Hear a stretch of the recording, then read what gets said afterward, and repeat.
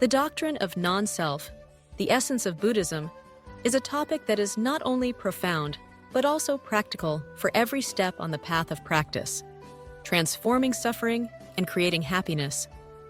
Despite centuries passing and countless discussions, explanations, and debates from east to west, from great masters to beginners, the theory of non-self remains a pinnacle of human wisdom, a bright lamp illuminating the nature of all phenomena, of humans, and of this world. To understand non-self, we need not only knowledge, but also mindfulness, the courage to let go of ingrained prejudices, and direct contemplation of reality. To understand non-self, first look back at the concept of self. Self, translated from Atman, according to Brahmanical tradition, is a homogeneous, immutable, and autonomous entity that exists eternally within each individual. This notion leads to the eternalist view, which believes that amid the ever-changing flow of the body, there is a soul that endures, neither born nor destroyed, unaffected by anything, even if the physical body decays. Conversely, some hold the annihilationist view, believing that humans are merely a combination of matter, and death is the end, with nothing remaining, no reincarnation, no merit or retribution. These two extremes, eternalism and annihilationism, have sparked countless debates since ancient times, causing many to get lost in the dense forest of thought without ever finding a way out. Buddhism rejects both of these extreme views.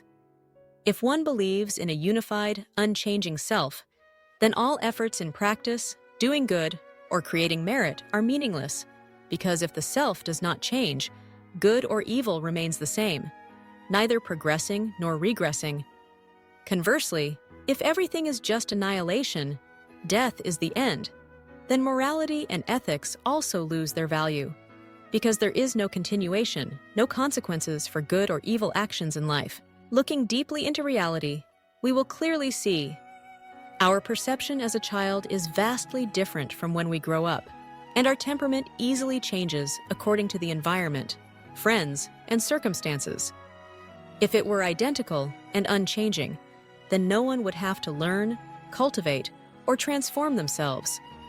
But in reality, everything is constantly changing and evolving. That is the mistake of ordinary view. As for death, it is actually not an end, not a complete loss. Like a glass of water evaporating in the sun, those who do not understand the principles of physics think the water is gone, but in reality, it only changes from one form to another. All things are like that. Even matter, the coarse and heavy part, does not disappear, let alone the spirit, the subtle part. All phenomena only change according to conditions, never truly cease. That is the mistake of annihilation view. So what is non-self? Non-self means there is no single, unchanging, independent entity within humans and all things.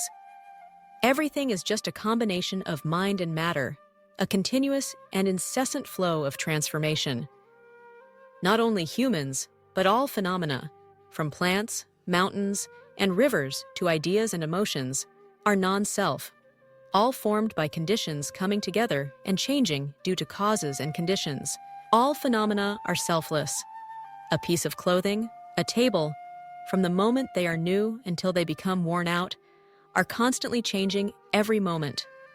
They exist thanks to countless conditions coming together: materials, craftsmen, environment.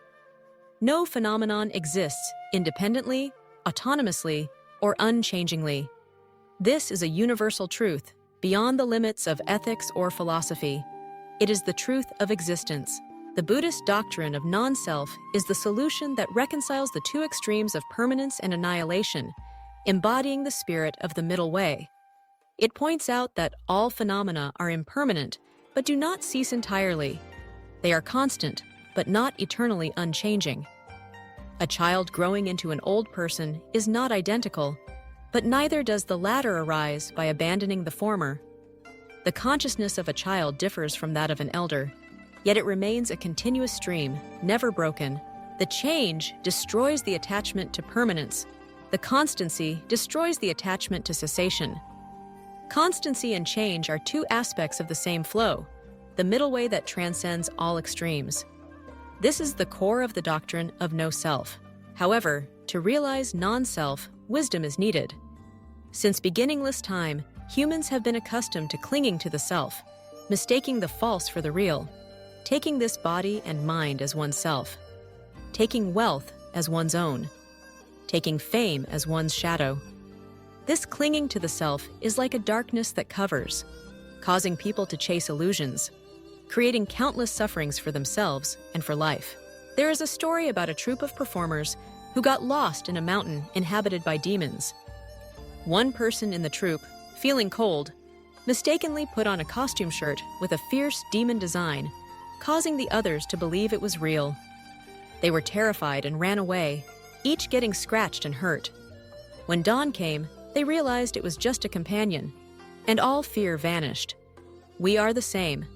Due to ignorance, we mistakenly cling to this body and mind as the self, creating so much fear, suffering, and conflict. When wisdom dawns and we clearly see no self, all suffering immediately ceases. The principle of permanence and the transformation of the self make the theory of cause and effect more profound and vivid. Because there is permanence, good or bad causes are never lost. Because there is transformation, a small seed can grow into a large fruit, and both good and evil have corresponding consequences. If the mind does not transform, the mango seed sown will remain just a seed and cannot become a tree. If the mind is not permanent, lacking continuity, then what we do today, whether good or evil, will no longer affect tomorrow or the future. From the absence of self, all subjective prejudices dissolve. Self-esteem, arrogance, conflict, competition, love, and hate all originate from attachment to the self. When one sees oneself as the center of the universe, as the best, and believes all their opinions are correct, then even when encountering talented and virtuous people, they will not be respectful, humble, or gentle. Such a person is unwanted by others, lives in isolation, dissatisfaction, and suffering. On the contrary, a person who deeply understands non-self will naturally be humble, tolerant, and gentle. Because there is no longer a separate self to fight for, no longer a hard shell separating oneself from others, the heart naturally expands and love spreads.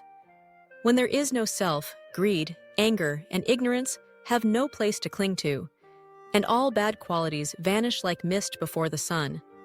Morality arises naturally without coercion or theory. Some people wonder, if there is no self, then who is responsible for karma and who is reborn? This is the subtlety of Buddhist teaching. No self does not mean there is nothing continuous, but rather that there is no identical, unchanging entity. The stream of consciousness continuously transforms, connecting this life with the next, like a small flame spreading into a large fire. It cannot be said that the fire before and the fire after are the same, but they are not completely different either. The present consciousness is constantly arising and ceasing, but it continuously links together. So karma still continues, rebirth still occurs, but there is no eternal, unchanging soul. The method to break attachment to the self, as taught by the Buddha, requires using wisdom to deeply observe. This body is composed of 5 aggregates: form, the physical body, sensation, perception, mental formations, and consciousness. None of these parts is the self. All are merely a composite dependent on conditions. If one clings to form as the self, then what about sensation, perception, mental formations, and consciousness? If one clings to consciousness as the self, then when consciousness changes, where is the self? Upon careful examination, one will see that the self is only a false composite, without any real entity. Just as a house cannot have any pillar, beam, or roof called the main subject, but is only a combination of many elements, similarly, this body and mind are just an aggregate, with no independent, unchanging self. Only when using the intellect to carefully observe and lift the dark veil of ignorance do we clearly see the truth of no self. When deluded, we see a rope as a snake.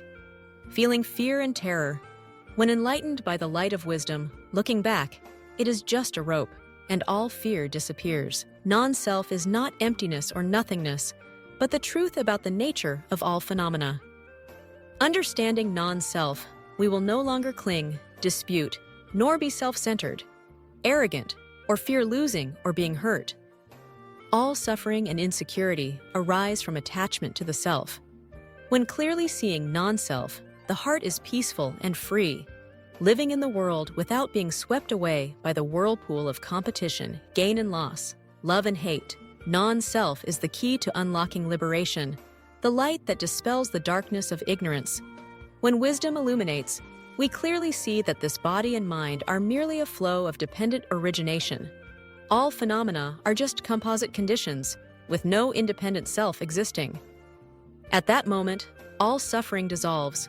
The heart is free and at ease like clouds drifting in the blue sky, like water flowing to the vast ocean. Understanding non-self, we naturally live a peaceful life, full of love, compassion, and freedom.